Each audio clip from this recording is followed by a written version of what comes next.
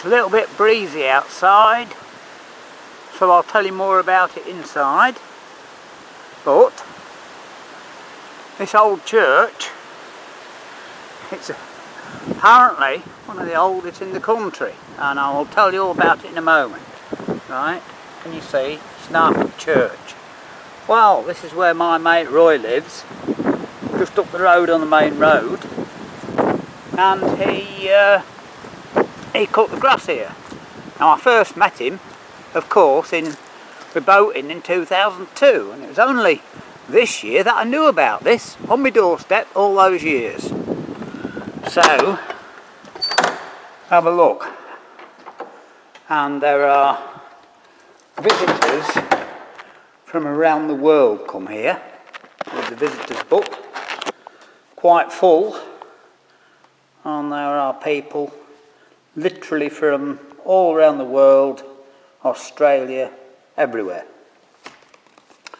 So we'll just give you a look at some of the very local history that I knew nothing at all about until very recently. Just shows you, doesn't it? People don't really tell you anything. And it's a nice old building, as you can see.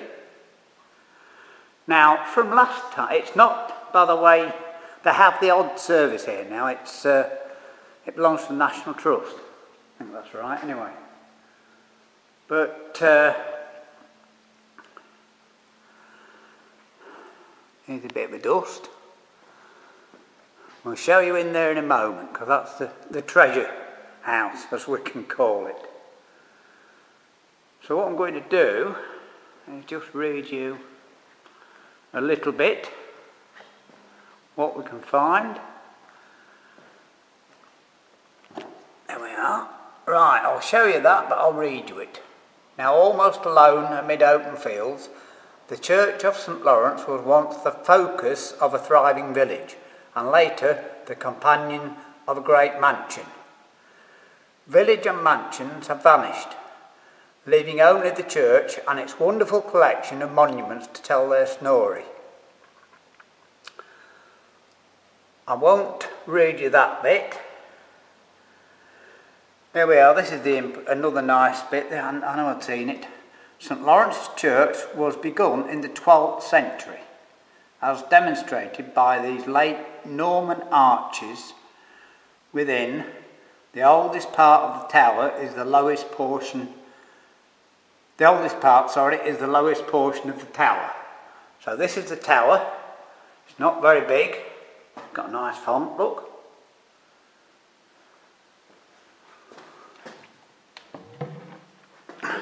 Empty, we can't christen anyone. Lead lined. So, this part here, although it doesn't look that much impressive, is the oldest part.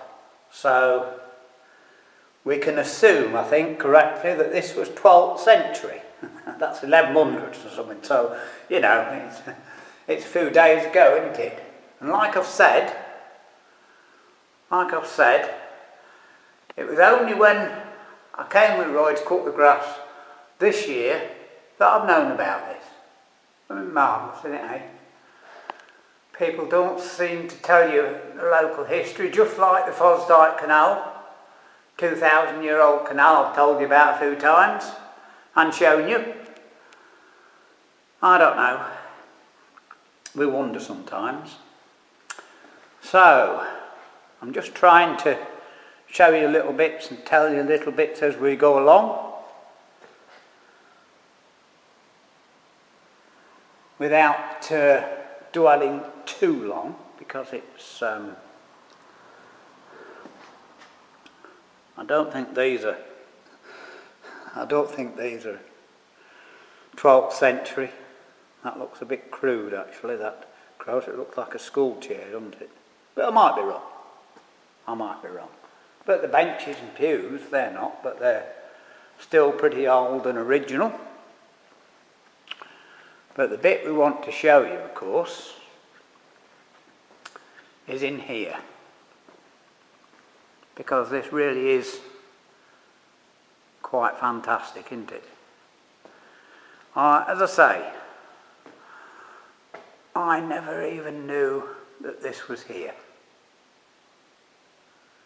And as I say, I've not passed it because it's, well, a quarter of a mile off the main road. So I've passed it a quarter of a mile away for the last, 15 years?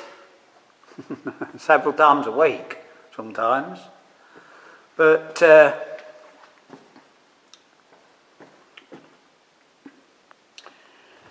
I don't know if you can read this. I'll just do a slow pan along, trying to catch some of this detail, because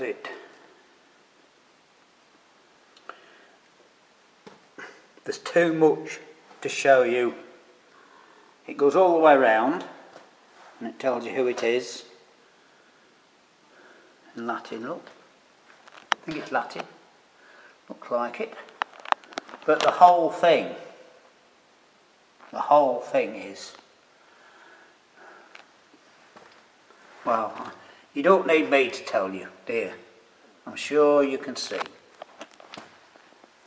I'm sure you can see.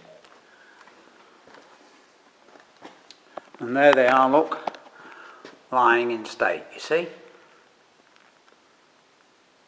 Complete with his sword.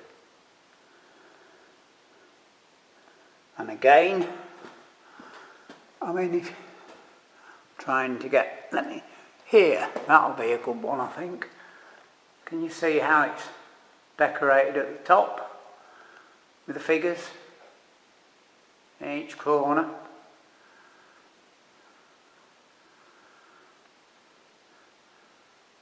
And here it is out in the field on its own. So that's that, which is nice, of course. And there is also, as I say, this is what I call the treasure room.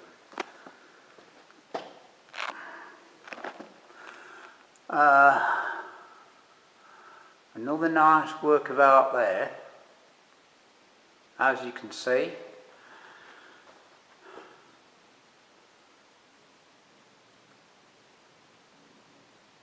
I'm just reading who that was. It's so faint, I don't know if you'll be able to see it. I've only got again going slow, just to show you. And another marvellous work of art up there, if I can probably get it in the middle, with the shields at the top. It's all marble, of course.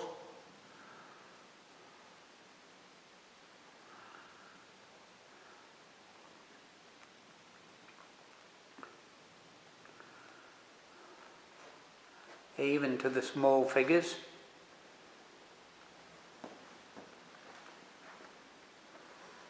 I mean, I won't look very close, but I mean, even if you can see the hands, you know, the detail on the hands. It's certainly someone who's better than me at doing carving, that's a fact. And there,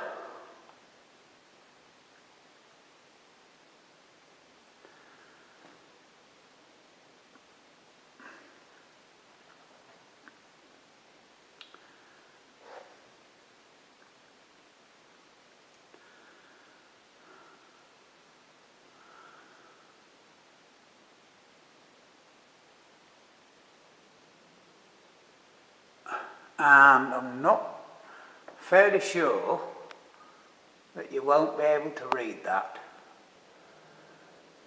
Here lieth the body of St George, St Pale, I think it is, Knight, and Baronet, who was the 9th heir. I mean, it's done in old style writing. You probably can't quite see, but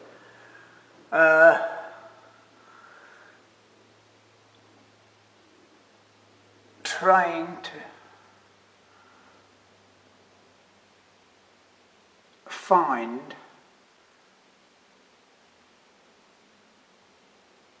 died in much comfort, done with a V, for instance, when he, I'm not sure this is original, I'm not sure about that, but all the same,